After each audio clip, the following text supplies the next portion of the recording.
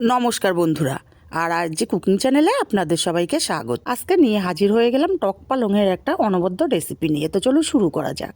এখানে আমি এক আটি টক পালং নিয়েছি, তবে আমি অর্ধেকটা রান্না করব। আমি আমার পরিমাণ মতো এখানে নিয়ে নিয়েছি। এখন টক পালংগুলো আমি কেটে নেব। যে শেকড়টা আছে শেকড়টাকে ফেলে দেব, আর কিছু এখানে ফেলার নেই। এই শক্ত ডাঁটাগুলো খেতে কিন্তু দারুণ লাগে। আমি এইভাবে বড় বড় টুকরো করে টক পালংগুলো কেটে নেব। সব টক পালংগুলো একইভাবে কেটে নিয়েছি। এখন চলে যাব সরাসরি রান্নাতে। প্রথমেই একটা কড়াই গরম করে দিয়ে দেব পরিমাণ মতো তেল। তেলটা গরম করে কড়ার গায়ে ভালোভাবে ছড়িয়ে দেব। তারপর এখানে দিয়ে দেব আগে থেকে লবণ হলুদ মাখানো চুনো মাছ। আমি এখানে পুকুরের মায়া মাছটা ব্যবহার করছি। হ্যাঁ বন্ধুরা, আমি এই চুনো মাছ দিয়ে টক পালংয়ের টক রান্না করব। মাছগুলোকে উল্টে পাল্টে একটু কড়া করে ভেজে নিয়েছি। এখন তেল ঝরিয়ে মাছগুলোকে উঠিয়ে নেব।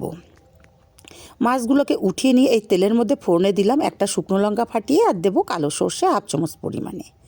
তারপরে কেটে রাখা টক পালংগুলো এখানে দিয়ে দিলাম। টক পালংগুলোকে দিয়ে ভালো করে নাড়াচাড়া করে রান্না করে নিতে হবে। আর নাড়াচাড়া করতে করতে টক পালংয়ের কালারও চেঞ্জ হয়ে যাবে, আর টক পালংগুলো একদম কমে যাবে। দেখুন পাতাগুলো একদমই গলে গেছে নাড়তে নাড়তে, আর ডাঁটাগুলো মানে গোটা আছে। এই পর্যায়ে আমি দিয়ে দেবো খুবই সামান্য একটু হলুদ আর স্বাদ মতো লবণ আর হলুদটাকে দিয়ে নাড়াচাড়া করে খুব ভালো করে মিশিয়ে নেব।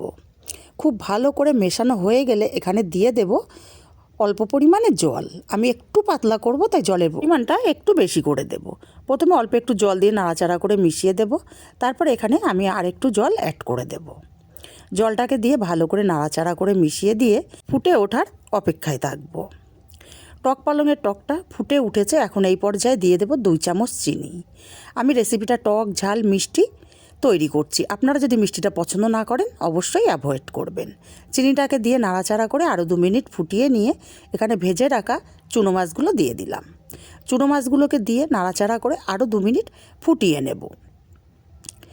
আরও 2 মিনিট ফুটিয়ে নেওয়ার পরে তৈরি হয়ে গেল আমার চুনো মাছ দিয়ে টক পালংয়ের টক। রেসিপিটা কেমন লাগলো কমেন্ট করে জানাতে ভুলবেন না। ভালো লাগলে কাছের আত্মীয় স্বজন বন্ধুবান্ধবের কাছে শেয়ার করতে ভুলবেন না।